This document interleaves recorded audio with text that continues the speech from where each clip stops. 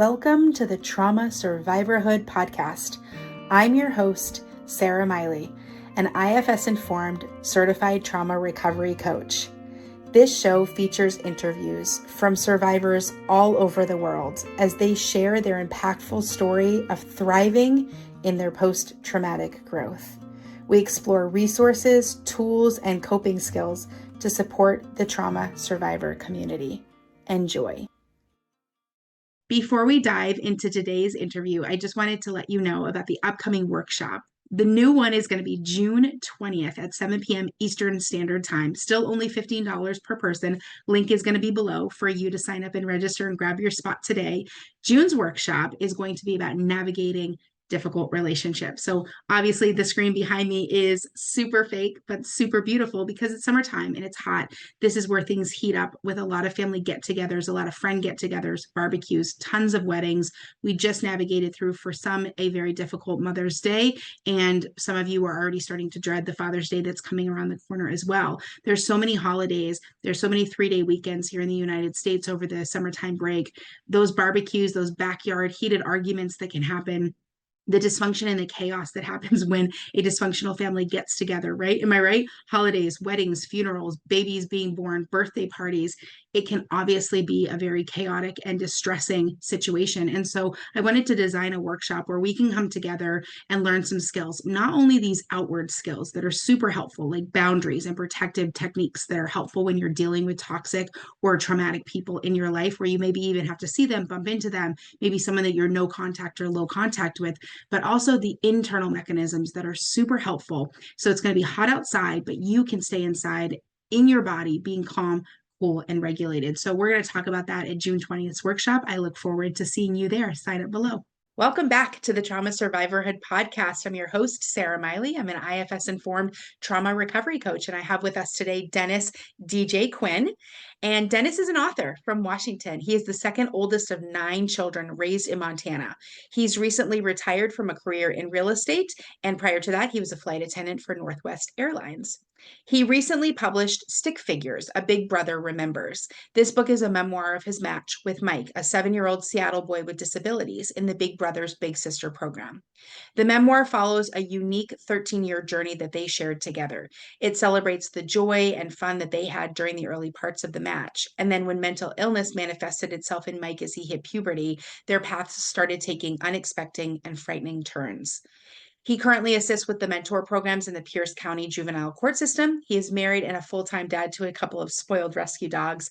He enjoys retirement hiking, biking, and passionately following the University of Washington football team. Dennis, thank you so much for joining us today. We really appreciate you chatting and taking the time with us. Tell us a little bit more, as much as you'd like to share, about how you found yourself as a mentor in the Big Brother Big Sister program. Well, thank you. Like you mentioned, that I grew up in a large family, and it was actually when we were watching television, they would have these commercials for Big Brothers on, and I couldn't imagine a kid growing up without a dad because my parents were real present in our life. And I told one of my sisters, if I ever move away from home, I think I'll do that. And so I did that when I moved to Minnesota in 1980. I got matched with a little guy that was 11 years old, and we were together for 4 years and are still in touch. Actually, that was many years ago. Aww. And then when I moved to Seattle after a period of time, I applied to be a Big Brother in Seattle, which took a little bit of time to get that cleared. And I was matched then with Mike when he was 7 years old, and at that time was in the process of being adopted by Betty is her name. She was 63 at the time when he was 7. Wow. And she had been a foster mother since the time he was 2, and he was in and out of her house. And it had gotten to the point where she was pretty sure he was going to get lost in the system. So she stepped forward, and his adoption was finalized a couple months after I met him. So when I met him, he was 7, like I said. He was in special ed at school. He had a fair amount of emotional problems and a lot of neurological issues going on too. So from that point forward, I had told the Big Brother agency they'd be willing to take somebody who was maybe a little bit more of a challenge because I had done it before. And they called and asked if I was willing to work with Mike. And so that started our journey together. Oh, that is really And beautiful. How does the training, can you kind of walk us through? I know there's all kinds of background checks and all that, but is there any kind of training on mentoring? How did you know how to work with someone with disabilities? What was that like? I grew up harassing my younger brothers and sisters forever. So there was not a lot of training Mm, involved. What they are looking for was somebody who would just be willing to spend time with a kid on a consistent basis, yeah, not to do it for a few weeks and then vanish. right. They were asking for a year-long commitment of a Mhm. couple hours every other week or so. And having done it before with Scott in Minnesota, I had learned a lot that about it, that I'm not going to save their life. I'm not going to change them. It's just a matter of being there and being present for them. Mm, And with Mike, they told me that he, some of his challenges, some of his struggles with transitions in time and space and things like that. So from there, it was just a matter of getting together, spending the time with them, understanding what I could do to help and what I couldn't. His adoptive mother had told me that she wanted him to learn some boundaries. For example, when he first met somebody, he would always give them a bear hug around their waist. mm, And so I started from day one with, oh, here's our handshake that we do as big brothers. This is what we do. And we did that every time we met from that point forward. And so just little stuff like that. And for me, it was a learning process and seeing mm, how he reacted to things and what he liked to do. He was a slow moving guy, so I had to learn to pace myself.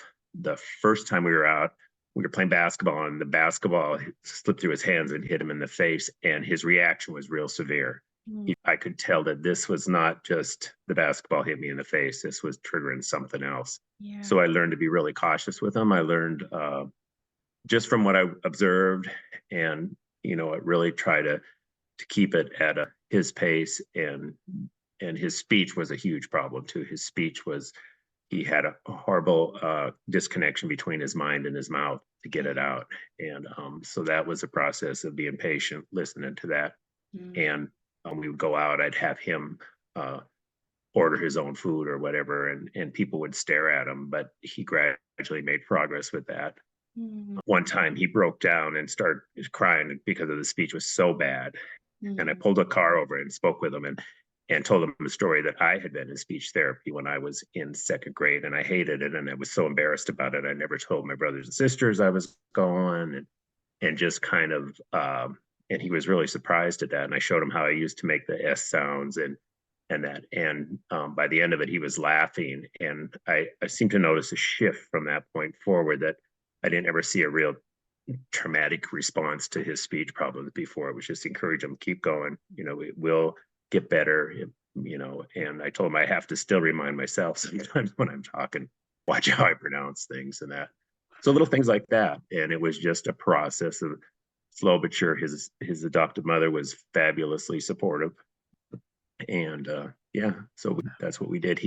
We did things with other kids occasionally. My partner had been matched with a 7-year-old little brother at the same time Mike and I were, and we actually spent time with them together at different times. They were on the different realm of activities and speed and athletic ability, but it was still good to blend that together and give them those opportunities. that is beautiful. The program, I imagine that the majority of the kids that are in the program looking for matches, are they either lacking a parent or is there neglect? Are they a lot of them in the foster care system? Is there a lot of like, kind of trauma situations? Or is it sometimes like a fun uncle, a fun aunt kind of extra hangout person? What it is primarily, they were at that time, they were looking for consistent adult contact for kids that might be missing that in their life, and especially like in single family homes where the dad wasn't there or wasn't present. That's what they were looking. You weren't there to replace the father. You were just there to be a role model or a friend, and on a Mm, consistent basis for a consistent period of time, yeah. and learn on that kind of relationship. And I think the kids maybe that were living with a father nearby or that, versus somebody who had no contact with their father, they try to maybe prioritize that at that time, and they still are looking for hundreds and hundreds of volunteers to fill the needs for those kids. A lot of kids will go on this list and will never be matched because they're short of volunteers. Wow. And The that consistency was would definitely be key, because that's to build a relationship with a child who's endured neglect or trauma.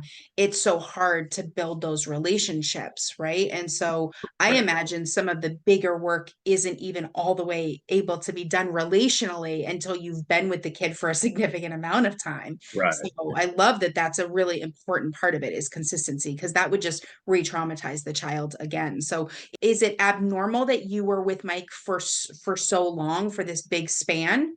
It is unusual. They asked for a year commitment, is what they did, and there are some that have been with little brothers for a really real long time. The kid ages out at 18, but yeah, for Mike, it was our official matched was a 5-year period, because at about that period of time, I moved out of the county that they were in their jurisdiction. So the agency had offered to rematch him and my partners, also his kid, if they would like to be rematched with another little brother, and a big brother, and they both said no, that they were going to continue working with us, and my partner and I continued working with them on a maybe at least once a month or every 3 weeks, get together and do things together with them. And I love so that. that made it unusual in that part. Such But an I do know, important I do program. know several people who were big brothers or little brothers years ago who are still in contact with with one another. Yeah. That is really special. It's a really important program for sure. I'm going to have the links for this in the show for people to check out, even just to contribute, a year, if that's 12 to 20 visits with someone who's maybe struggling, especially during a transition period. I would think if they're in the foster system, they're waiting for adoption, they don't have that forever home yet. What an important gap to be filled there. And I love that your story continued on with Mike for so long. And you said as he got toward puberty, he started to have this kind of decline in his mental health. What were some of the signs for you seeing him on this, every 2-3 week kind of basis? What things were you noticing that were worrying? I missed a lot because I didn't see him day to day, hour to hour, and his behavior just got a little bit weirder. But when you're a teenager, fine, weird behavior as a Right. teenager. It's most everything. And his interest shifted, but he at home was having some problems, and he was starting to get angry. And I went to call one night to set up to get together with him, and his adoptive mother told me that he wasn't there. He was in the psychiatric part of Children's Hospital. And so I visited him up there. And even in that point, he didn't know why he was there. He didn't know really what it was. He's trying to avoid washing his hands too much because he didn't want them to think he was crazy.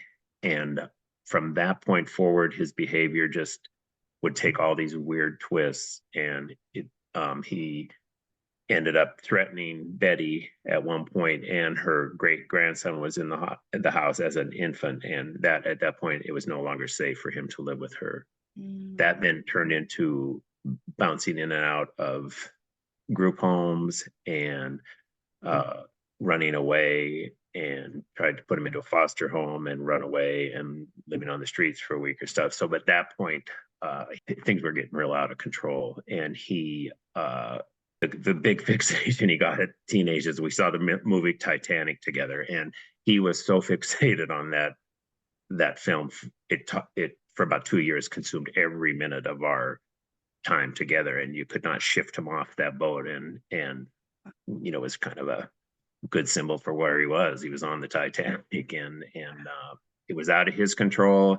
There were still times when you would get together and have just a really great time with them and whatnot, but there were just little things that kept coming up and up and up. And then he got into bulimia. Every time he'd go into the hospital, he'd learn something else from somebody. Some girl told him, well, here's how you don't get fat. And so then he started being bulimic and purging and those sort of things.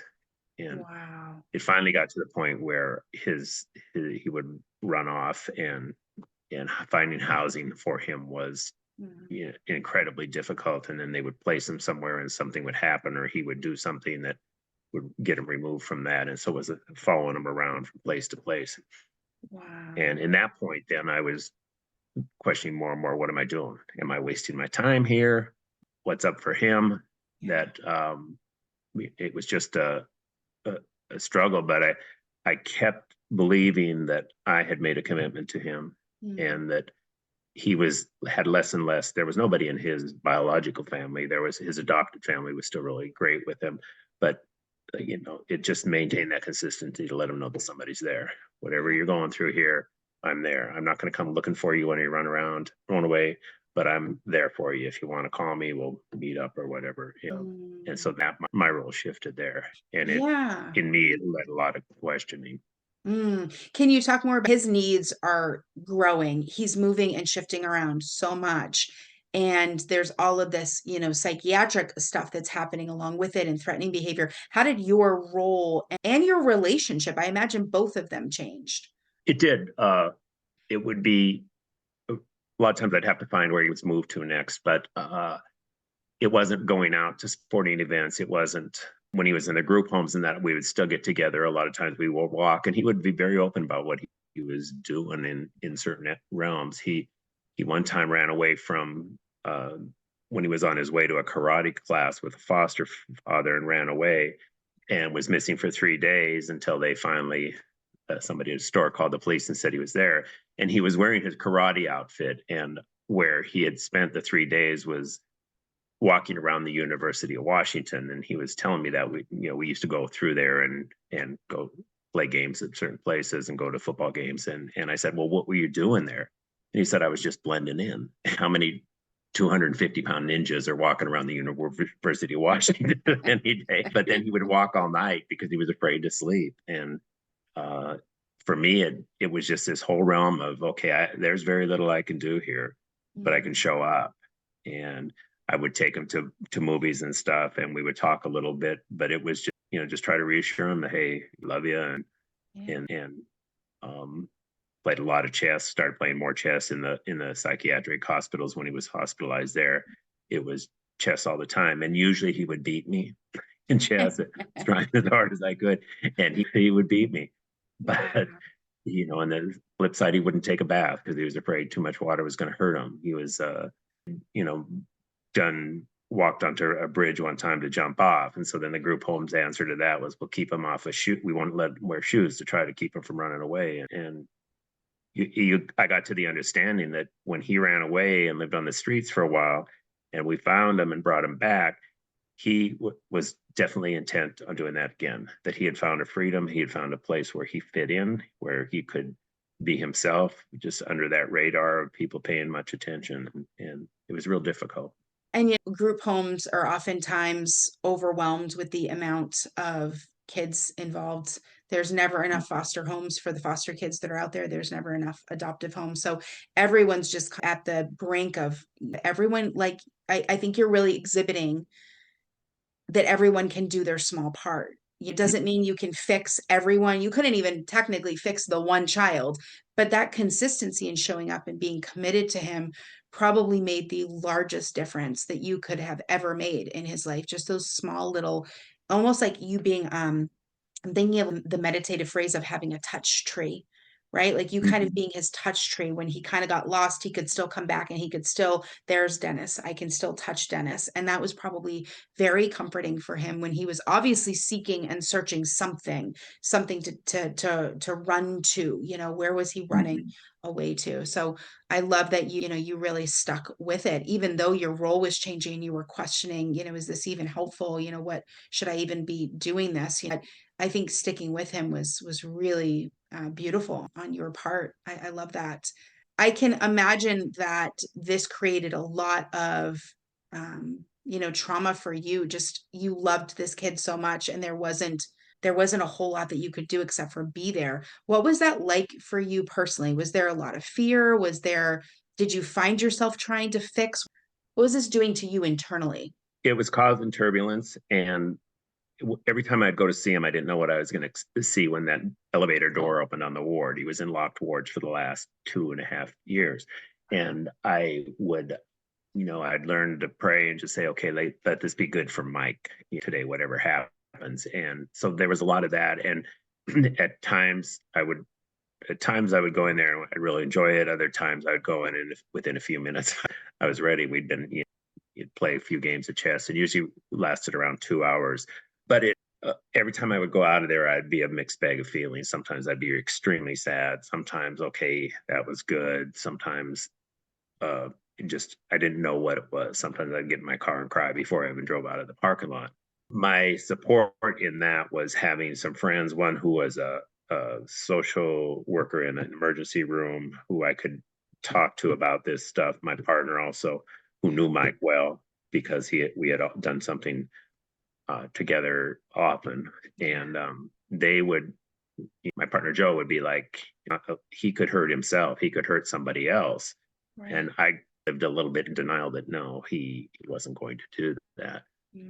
And my other friend was very, very helpful in understanding what was going on, and saying, that's may or not be fixable, or he may never change from that where it was. And his progression kept going to the point where it didn't look like it was going to change at all. And so it was a struggle. I talked a lot to friends, and I still was understood. I felt deep in my gut that I need to be a presence. A previous guest of yours about a month ago was talking about her ministry with kids that alcohol and drug addiction and whatnot. And she said she had no fixes for that, but what she did have was the ministry of presence, just to be a presence in their life. And that really struck me because it means a lot. I'm not a trained mental health professional, but I can volunteer a couple hours of my time in a week to go hang with this kid. And meanwhile, I was observing all kinds of stuff around me that I wouldn't have never been exposed to. And it changes me. It changes the person that does it, because you get a big awareness of what's going out there and the struggles that a huge amount of families are involved in just to keep their heads above water. Finding housing for somebody in that condition was incredibly difficult. And it was a good adventure and an acceptance for a long period of time. It almost sounds like a grief process that someone, even a parent, would go through. I'm sure there are people listening, and I love that. Myra Kynes, she was the guest you're referencing. That ministry of presence is huge, and yet as extra to these kids, right? But like then thinking about his adoptive mom, about his biological family that's not around anymore, like the layers of trauma that are here. And I'm hearing even like a grief process for you. Like maybe there was some denial at the beginning and you didn't want to see it. You just kind of wanted to cling to the good. And it is really hard to walk through to go, yeah, this might progress actually in the wrong way of what we want for another human's life. But all you can do is just to be there. And so I recognize that in you. I think it is really important. Thank you for naming that, your support system, because that is really helpful. Did you find yourself, kind of diving into education about trauma or about mental illness? Did you find yourself kind of seeking, more knowledge and information so that you could help, or was that relationship connection your goal? Actually, I didn't do that. No, I didn't really try to figure out more. My role was the friendship thing. My role was, what can we do for him? I could see that it was beyond my control. We actually, Joe and I looked into getting guardianship for him as an adult, because Betty's mental capacities were starting to slip pretty fast. And we went through a meeting on that, but what came out of that was you couldn't, any of the medical treatment or whatnot, the person had to agree to, or else have a court, which was where he was at now. And there could be a potential of liability to us if he did something to somebody and hurt them. So we didn't do that. And what we did was just continue to do what we were doing, be a friend, be there, visit him, keep in touch with him, and see how he was doing. And either way, the denial about how bad it was, I think there was a bit of that in my mind, that not so much how bad it was, but how ill he really was. The attempts he had made to hurt himself, or attempts he had made to help other people. I didn't have all the details on that, but I knew enough of it and I think I was stuffing a lot of that. But yeah. How has And it that was been the for grieving you process. oh, sorry, you glitched for a second. Excuse me. I was the grieving process you mentioned, the Yeah. writing the book was good for that. The book, actually, it was 15 years ago that I started this. I started it, and then I did more during COVID, and then I finally retired. And it's like, okay, I've got to get this one done. It was a good process. It was a good healing. It was a chance to spend time with him again through all the stuff that we had been through, to rewrite that, revisit it, and that. And it gave me a feel of real closure over the work that we had done together, and I Yeah. feel pretty good about it. And does it feel like a closure for you is your relationship at a closure? Is your work at a closure? What does that feel like? That's closed.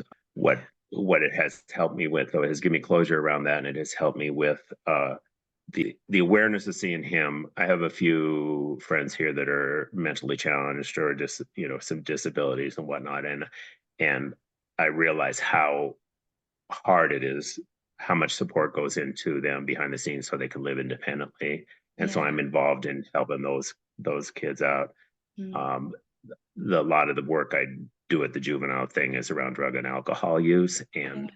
and that is the same thing. It's not so much talking about drug and alcohol use; it's about getting to know them and what kind of situations they are in, and how what might help them progress a little out of there.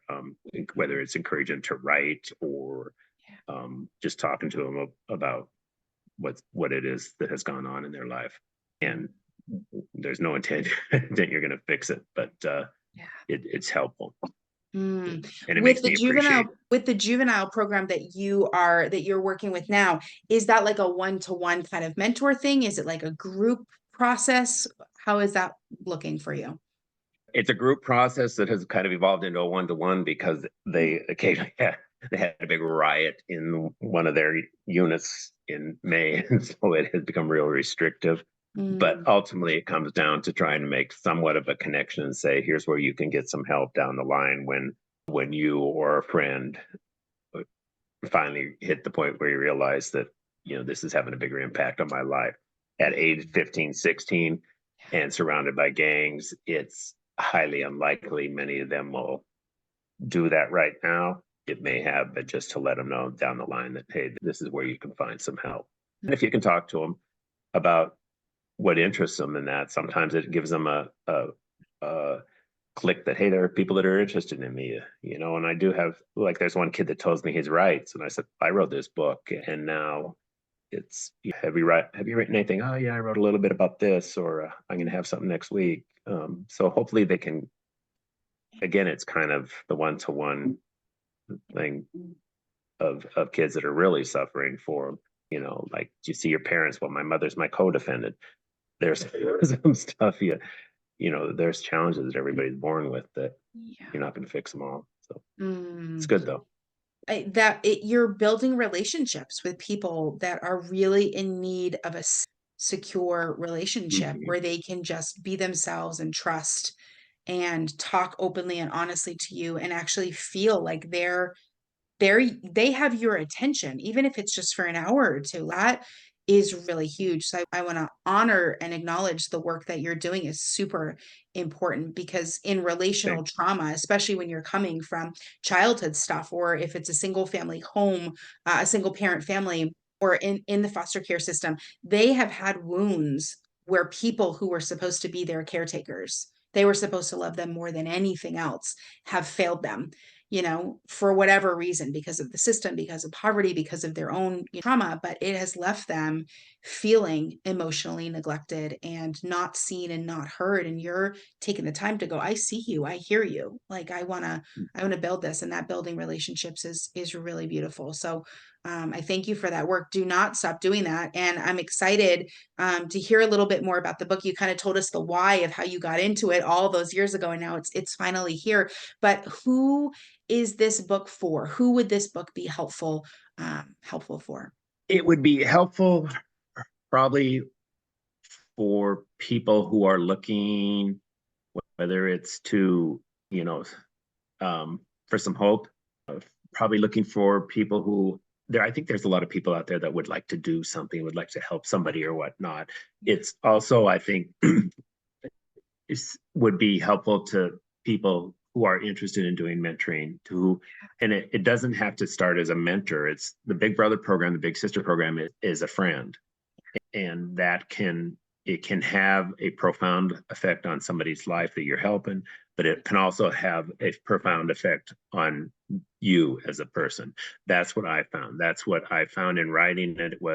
It's a lot about me, what I went through and how I felt, and that is important. And there's a tremendous amount of need out there in all kinds of different varieties. And there's a lot of people, I think, that could really make a huge difference without being trained professionals. Just, there's a lot of people my age. I was 23 when I first became a big brother. There's a lot of guys and gals around that age that it's a commitment for sure. But how many hours a day do I spend on my phone?